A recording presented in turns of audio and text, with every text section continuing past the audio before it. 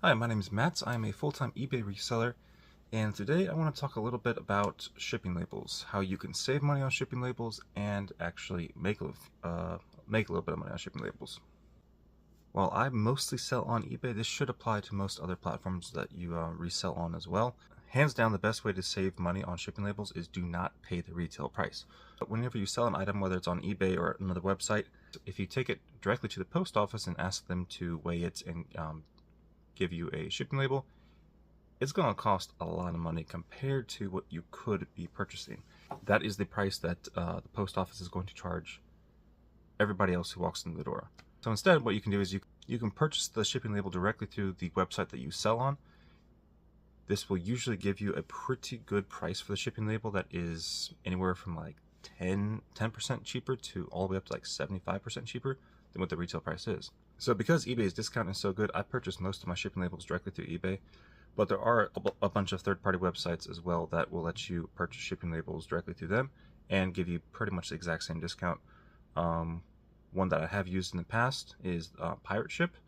Its discount, in my experience, has been the exact same as eBay's. So I just stick with eBay because it's most convenient, because I sell mostly on eBay. But if you just want to get a really good deal on some shipping labels, you can go ahead over to Pirate Ship and usually get some shipping, and you can get a pretty good discount there. So because the shipping carriers charge the price of the shipping label based off the size and weight of the item you're shipping, you're going to want to get a scale and some sort of ruler or measuring tape. The scale I bought for $10 off Amazon about 3 or 4 years ago. It only costs $10. It takes 3 AAA batteries, and I've never had to change the batteries. So, and that has saved me thousands of dollars in shipping labels because I'm able to accurately weigh the items, and I'm not overestimating or underestimating, because if you underestimate the weight, the carrier can actually charge you extra for the weight that you missed. Same thing with the dimensions. You want to make sure you can accurately measure how large your items are when you ship them. Even the difference of an inch can save you a couple bucks when you're in shipping. You also want to go ahead and compare the different services that different carriers offer, as long as you are giving the customer the same priority in shipping, to choose the carrier that's going to give you the best possible price. For instance, if I want to ship a small item, I am probably going to use the United States Postal Service. I found that they have the best possible price for anything that's like less than 1 or 2 pounds. Now, as you get into larger items that are heavier and are larger dimensions, sometimes I will use FedEx or UPS. I've been using FedEx more recently because they are so much cheaper than UPS from where I am. But that's mostly for larger items. Another thing you can do when you shop your shipping carriers, you can also check out their flat rate options. Sometimes the flat rate option can be cheaper. So what I mean by flat rate is the post office, and I believe FedEx and UPS also, they now have flat rate boxes that it's one price no matter how far it's going or how heavy the item is. The only problem is that usually it is a lot more expensive to do a flat rate box unless the item is really heavy or it's going really far. So I only use a handful of flat rate boxes, but if you're going to be shipping bricks or something like that, a flat rate box is probably going to be a pretty good option for you.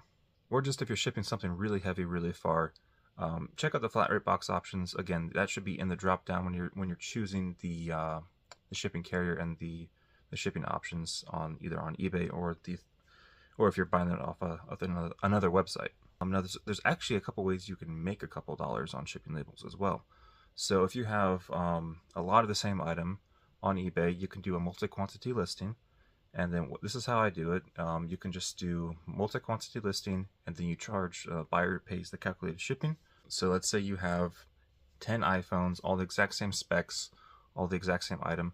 You can just say what the iPhone is. You can say it's the quantity is 10, and then you can have buyer pay shipping for each iPhone. So if one person decides to order 2 or 3 iPhones, they're going to pay for shipping 2 or 3 times. Now, some sellers might disagree with this, but I see this as a way that you can kind of make a couple extra dollars on the shipping, and if the buyer's happy with the purchase price, it doesn't really matter. Now, if they message you before they pay for the item, they said like, hey, if I buy more than one, can you give me a shipping discount? Then you can work with your buyer on that and your customer on that. But personally, if I have a multi-quantity listing and I have the buyer pay shipping each time that they purchase an item, I don't refund them shipping unless we work that out before they purchase the items. Another way you can make a little bit of money off shipping sometimes is that you can put the item's weight as the next tier above what it actually is. So if you're selling like an action figure, the action figure probably weighs like 1 to 2 ounces. You can say it weighs 8 ounces, and then the buyer pays shipping for an 8-ounce item. You only purchase the shipping label for a 4-ounce item, so you make a couple cents here and there. It's not a lot of money, but that can help cover some of your operational costs. The difference in the shipping price for the customer is not very much. That most of the time the customer won't even care about the shipping difference, as long as the item you're selling is actually a high quality item that's in demand. You know, people will pay any amount to have the item shipped. Now, there is one more way that I personally can make a few extra dollars off the shipping labels, and that is by using a credit card that earns cash back to actually purchase the shipping labels. Now, obviously, if you're not a credit card person, if you cannot pay your credit cards on time and be responsible with them, then using a credit card to purchase shipping labels to earn cash back is not worth it at all, because the interest rate on a credit card is going to be way more money than any cash back you get from a credit card. The way I see it, though, is I'm already purchasing tens of thousands of dollars per year on shipping labels, so I might as well just earn a little bit of cash back on them. So if you're using a third-party website like Pirate Ship, this is pretty easy to set up. Just set your default payment method to a credit card that earns cash back, and you can start earning cash back on the shipping labels that you're already going to purchase anyways.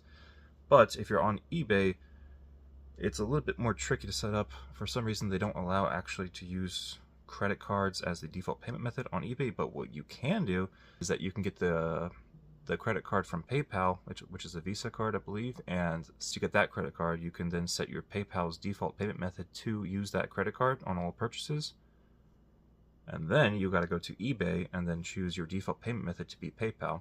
When you purchase a shipping label that is for the post office, and your default payment method is set up to use PayPal, which that is then defaulted to the PayPal Visa card, the Visa credit card, it will then charge that Visa credit card instead of getting taken out of your available funds. That's just like a quick way to earn just a little bit of extra cash, because you're already purchasing the shipping labels anyways, so you might as well just take advantage of whatever cash back you can get for them. Well, that's all I got for you guys today. If you have any tips on how to save money on shipping labels, go ahead and drop it in the comments below, and I'll see you in the next one.